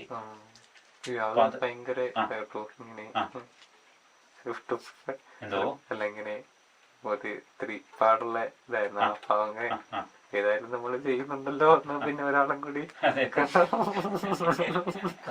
ഗുണം മാത്രമല്ല അയാളും കൂടി മാനസാന്തരപ്പെട്ടാലോ. അങ്ങനെയൊക്കെയാ വചനം വരുന്നത്. നമ്മളോട് എപ്പോഴും അങ്ങനെ ആൾക്കാർ ഇവിടെ വന്നേ ഒത്തിരി പേരിങ്ങനെ ഇന്നേരം ഒരു പേപ്പറുകളിലോ ടിവിയിലോ അങ്ങനെയൊക്കെ പലരും ഇങ്ങനെ പറഞ്ഞേ ഇതിനെ കുറിച്ചൊന്ന് എഴുതുവാണെങ്കിൽ ഇൻസ്പിറേഷൻ കിട്ടില്ലോന്നേ. അപ്പോൾ അതൊരു ഭയങ്കര ഏറ്റവും ഇതായിട്ടാ ആൾക്കാർ ഇങ്ങനെ വചനം വെച്ച് തന്നെ നമ്മളോട് പറയുന്നതേ. അപ്പൊ എന്നാലും ഈശോ ഭയങ്കരമായിട്ട് എന്നെ പ്രേരിപ്പിച്ച് ഞങ്ങളിങ്ങനെ ആ സമയങ്ങളിലെല്ലാം നമ്മളെ വിട്ടിരിക്കുന്ന പ്രാർത്ഥിച്ചൊരുങ്ങാനാണ്. അത് പിതാവിന്റെ രഹസ്യം, പിതാവ് കാണുന്ന രഹസ്യത്തെ പ്രാർത്ഥിച്ച്, അത് പണ്ട് തൊട്ടേ ഭയങ്കര ഫീലിംഗ് ആയിരുന്നേ. അപ്പൊ ഞാൻ ആ ആൾക്കാരുടെ അവസാനം അങ്ങനെ പറയും, ഇങ്ങനെ അങ്ങനെ ഈശോയുടെ പ്രേരണ അത് അതുകൊണ്ട് അത് അങ്ങനെ ചെയ്യാൻ നമുക്ക് പറ്റത്തുള്ളൂ. അന്നേരം അവർ പറയും അങ്ങനെ ഇത് ആൾക്കാർ കാണുമ്പോൾ ഒത്തിരി ഇൻസ്പിറേഷൻ ഒക്കെ ഉണ്ടാകുകയല്ലേ എന്നൊക്കെ അടുത്ത ചോദ്യം. അത് വിളക്ക് കത്തിച്ചിട്ട് പറയലല്ലോ വെക്കണ്ട, പീഠത്തിലല്ലേ വെക്കണ്ട. ഇത് വിളക്ക് കത്തിക്കാറായോ എന്നുള്ളത് അവര് നിശ്ചയിക്കാൻ പറ്റുമോ? വിളക്ക് കത്തിക്കാനായിട്ടൊരു വിളക്കിന് അതിനുള്ളൊരു മച്യൂരിറ്റി എണ്ണയൊക്കെ ഉണ്ടായി വരണ്ടേ. എന്നാൽ അവര് തന്നെ അങ്ങ് വ്യാഖ്യാനിക്കേ വിളക്ക് കത്തിക്കാറായി, ഇത് വിടത്തിന്മേല വെക്കണ്ടേ. അങ്ങനെ ഒരു വചന പ്രലോഭനം വരും നമുക്ക് അങ്ങനെ ഒത്തിരി. അന്നേരം അതൊക്കെ ഒരു ജാഗരൂകതയോടെ നമ്മളോട് പറഞ്ഞത് നമ്മളങ്ങോട്ട്. അതുകൊണ്ട് ഇതുവരെ ആ വചനത്തിന്റെ ശക്തിയെ ദൈവം ഒരിക്കലും ഇതേ കളയാതെ നമുക്ക് ഒരു രഹസ്യത്തിലെ ഒത്തിരി കാര്യങ്ങൾ പോയി. അത് നമ്മുടെ ജീവിതത്തിലെ ഷെയർ ചെയ്യുമ്പോഴാണെ പോലും ഈ ഏറ്റവും സഹിച്ച വേദനകളോ അല്ലെങ്കിൽ അങ്ങനെയുള്ള വലിയ കാര്യങ്ങള് നമ്മളിപ്പം ചോദിച്ചാൽ പോലും പറയരുത്. അങ്ങനെ അവര് പറയും, ഇതെന്ന് പറയുകയാണെങ്കിൽ ഞങ്ങൾക്കും ഇതൊരു വലിയ മോഡലല്ലേ, ഞങ്ങൾക്ക് ഇങ്ങനെ ഒരു അവസരം ഉണ്ടാകുമ്പോഴത്തേനും ഞങ്ങൾക്കും അങ്ങനെ ചെയ്യാമല്ലോ ഒക്കെ പറഞ്ഞ്. പക്ഷെ നമ്മളതുപോലെ സഹിച്ച് വേദനിച്ച് ദൈവത്തിന്റെ രഹസ്യത്തിൽ സമർപ്പിച്ച കാര്യം നമ്മൾ അവരോട് ഷെയർ ചെയ്ത് കഴിയുമ്പോഴത്തേനും അവരിങ്ങനെയൊക്കെ ഇരുന്ന് കേൾക്കുവേ. എന്നിട്ട് അവരൊരു കുഞ്ഞിതേ കാണുള്ളൂ. അങ്ങനെയല്ലേ നമ്മളീന്ന് അത് കഴിയുമ്പോഴത്തേനും നമ്മളീന്ന് ഈ ഒരു കൊച്ച് അബോട്ട് ചെയ്ത് പോകുന്നത് പോലെ നമ്മളീന്ന് ഭയങ്കര രഹസ്യം, കൊച്ചെന്ന് പറഞ്ഞാൽ വലിയൊരു മിസ്റ്ററി ആണല്ലോ എന്ന് പറഞ്ഞ പോലെ അബോട്ട് ചെയ്ത് പോകുന്നത് നമുക്ക് മനസ്സിലാവും. അങ്ങനെ അപ്പൊ അത് നമ്മുടെ ജീവിതത്തിൽ കുറെ രഹസ്യങ്ങൾ ആരും അറിയാതെ പിതാവിന്റെ രഹസ്യത്തിൽ തന്നെ കിടന്നു. അത് ചിലപ്പോൾ നമുക്ക് ദൈവിക അനുഭവം കിട്ടിയതാകാം, ചിലപ്പോൾ നമുക്കൊരു വലിയ സഹനത്തിലൂടെ കടന്നു പോയതാകാം. അങ്ങനെയൊക്കെ അത് അവിടെ തന്നെ നിൽക്കട്ടെന്ന് നോക്കണം. അതുകൂടെ പറഞ്ഞിട്ട് നമുക്കൊരു അങ്ങനെ അതിന്റെ സാറ്റിസ്ഫാക്ഷൻ നമ്മൾ എടുക്കാതെ എടുക്കരുതെന്നാലും ഒട്ടും കിട്ടത്തില്ല. അത് പറഞ്ഞു കഴിയുമ്പോൾ ഒരു മനുഷ്യരും ഏതെങ്കിലുമൊക്കെ പറഞ്ഞിട്ടുണ്ടല്ലോ അതിനോട് വളരെ ഒരു ഉയ്യോ അത്രയൊക്കെ ഉള്ളൂ, ഒരു കുഞ്ഞാശ്ചര്യം. അതോടെ നമ്മുടെ വലിയ രഹസ്യം നമ്മളിൽ നിന്ന് ചോർന്നു പോയി. ഇതേ സെന്റൻസ് ചോദിച്ചിട്ടുണ്ട് ആൾക്കാർ പറയാൻ. അതിനുശേഷം ഈ കാര്യം ചിലപ്പോ അവര് ഇച്ചിരിയും കൂടി നല്ല രീതി അവര് തന്നെ പറയുക. ഈ നമ്മൾ രഹസ്യത്തിൽ ചെയ്യുന്നതിനെല്ലാം ഭയങ്കര ദൈവത്തിന്റെ മുമ്പിൽ അതിന് ഭയങ്കര കൗതാശിക ശക്തിയുണ്ട്. അതുകൊണ്ട് നമ്മൾ അങ്ങനെ കിട്ടുന്ന ഇൻസ്പിറേഷനേക്കാൾ കോടി ഇരട്ടി ദൈവത്തിന് നമ്മുടെ ആ രഹസ്യത്തിന്റെ ശക്തിയിലേ ചെയ്യാൻ പറ്റുവേ.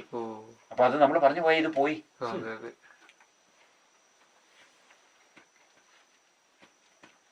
അല്ലെ പടക്കമൊക്കെ എങ്ങനെയാണല്ലോ, ഓലപ്പടക്കവും ഉദാഹരണം, എല്ലാ പടക്കങ്ങളും അങ്ങനെയാ നോക്കുന്നത്. അത് ഒരു പൊതിഞ്ഞു വെച്ചേച്ചേ പൊട്ടിച്ചു കഴിയുമ്പോഴല്ലേ ശബ്ദമുള്ളൂ. അത് പൊട്ടിച്ചിട്ടൊരു ഷൂന്നൊരു അങ്ങനെ അതിന്റെ പവറെല്ലാം പോയി. അത്രയും വെടിമരുന്നെടുത്ത് ഒരു കല്ല് പൊട്ടിക്കുന്ന വെടിമരുന്നെടുത്ത് ഈ കല്ലിന് തുളയ്ക്കാത്തിട്ട് നല്ലപോലെ ടൈറ്റ് ചെയ്തേച്ച് അതിനല്ലേ പവറുള്ളൂ. അത് നമ്മളെടുത്തിട്ട് അത് എടുത്തിട്ട് ഇത് ഇത്രയും കാര്യം കത്തിക്കുന്നുള്ളൂ എന്ന് പറഞ്ഞ് തീ കത്തിച്ച് ഇത്രേ ഉള്ളൂ അങ്ങനെയാ പോവേ. പക്ഷെ ദൈവത്തിന്റെ രഹസ്യത്തിലാണെങ്കിൽ ഇത് ദൈവത്തിന് വലിയ ഹൈഡ്രജൻ ബോംബ് പോലെ രക്ഷാകരമായിട്ട് നമ്മൾ ഒന്നും അറിയുക പോലും വേണ്ടേ, ചെയ്യാവുന്നതാണ്. ഈ നിഗൂഢതയിൽ ഇത് രഹസ്യത്തിൽ ഇരുന്നാല് അത് നമ്മൾ അതിനെ ഓപ്പൺ ചെയ്ത് ഇങ്ങനെ വെടിവരുന്ന പോലെ ഇത് കണ്ടോ, ഇതാ എന്നിൽ ഇരിക്കുന്ന കാര്യം. അവര് പറയുന്ന ആ ഒരു പ്രഷർ ആയിരിക്കും അല്ലേ, ഇതിനും അങ്ങനത്തെ ഒരു പ്രഷറും വേണം. അതെ അതെ അതെ ശരിയാ. അപ്പൊ എല്ലാം കൂടെ അങ്ങ് തങ്ങി നിർത്തണം നമ്മളിൽ.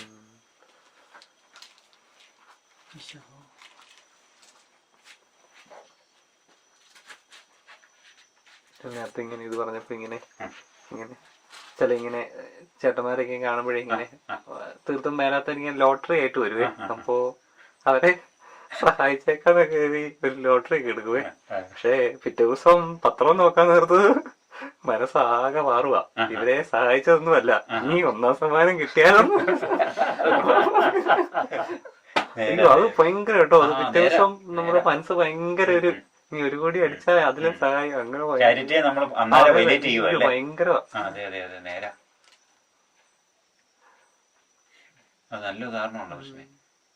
ശരിക്കും അത് നമുക്ക് ഫീൽ ചെയ്യുവേ. തലേദിവസം ഉള്ള ആളല്ല നമ്മള് പിറ്റേ ദിവസം. പത്രമൊക്കെ കിട്ടിക്കഴിയുമ്പോ നമുക്ക് ഒരാളോട് പറഞ്ഞാൽ പെട്ടെന്ന് പിടികിട്ടുന്ന എക്സാമ്പിൾ അതൊക്കെ.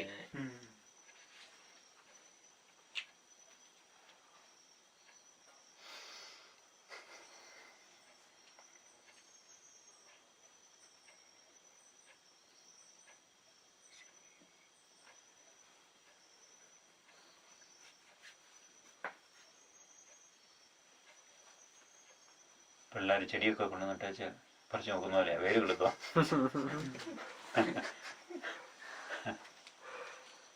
പതുക്കെ പതുക്കെ ആ വേരുകളെല്ലാം പോവുകയും ചെയ്യും. ചെടി ഒരിക്കലും കിളുക്കത്തുപോയി. പോറായോ? റെഡിയാകണമല്ലോ. റെഡിയായി പോയില്ലെങ്കിൽ നമ്മുടെ കർത്താവിൻ്റെ